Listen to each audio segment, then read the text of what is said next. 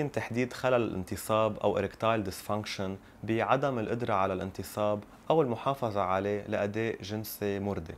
هالخلل ممكن يكون له تداعيات سلبية على العلاقة مع الشريك، تقدير الذات ونوعية الحياة.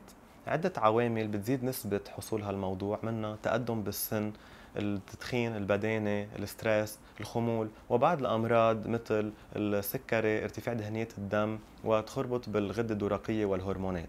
أهم علاج لهالموضوع هو اختيار نمط صحي سليم بعيد عن البدانة والخمول، واستشارة الطبيب لتغيير الأدوية المزمنة، معالجة الأمراض في حال وجودها، وتأمين العلاج الأنسب والدعم النفسي. ما تخجل من هالموضوع، استشير طبيبك عبكير لأنه العلاج سهل ومتوفر.